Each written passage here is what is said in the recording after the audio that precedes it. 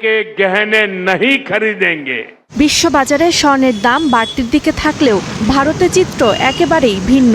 আমদানি শুল্ক বাড়ানোর পর দেশটির স্বর্ণ বাজারে দেখা দিয়েছে চাহিদার বড় ধস। ক্রেতা সংকটে এখন রেকর্ড পরিমাণ ছাড় দিয়ে স্বর্ণ বিক্রি করছেন ব্যবসায়ীরা। একই সঙ্গে বাজারে বেড়েছে পুরনো স্বর্ণ বিক্রির প্রবণতাও। ভারতে অভ্যন্তরীণ বাজারে স্বর্ণের চাহিদা কমে যাওয়া ও বিনিয়োগকারীদের বিক্রির চাপ বাড়ায় গত সপ্তাহে প্রতি আউন্স স্বর্ণে রেকর্ড $207 পর্যন্ত ছাড় দেওয়া হয়েছে। আগের সপ্তাহেও এই ছাড়ের পরিমাণ ছিল আউন্স প্রতি সর্বোচ্চ $15। বিশ্লেষকদের মতে হঠাৎ করে আমদানি শুল্ক বাড়ানোর ফলে দেশটির বাজারে স্বর্ণের দাম হঠাৎ বেড়ে গেছে। এতে সাধারণ ক্রেতা ও গহনা প্রস্তুতকারী প্রতিষ্ঠানগুলোর মধ্যে চাহিদা কমেছে। অন্যদিকে দাম বাড়ার সুযোগে অনেক বিনিয়োগকারী নিজেদের কাছে থাকা স্বর্ণ বিক্রি করে দিচ্ছেন।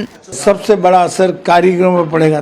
আমদানি শুল্ক বাড়ার পরে স্বর্ণের প্রতি মানুষের আগ্রহ কমে গেছে, তাই আমরা আমাদের কাছে থাকা স্বর্ণ বিক্রি করে দিচ্ছি যাতে বেশি দামে বিক্রি করার সুযোগ পাওয়া যায়। কলকাতা চলে যাएंगे।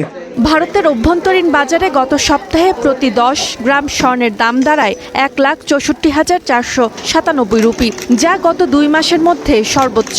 তবে গতকাল দাম কিছুটা কমে 1,60,500 রুপিতে নেমে আসে।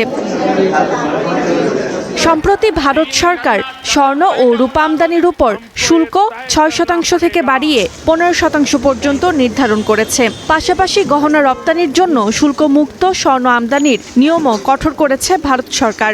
নতুন নিয়ম অনুযায়ী এখন থেকে প্রতি লাইসেন্সের বিপরীতে সর্বোচ্চ 100 কেজি স্বর্ণ আমদানির সীমা নির্ধারণ করেছে দেশটি।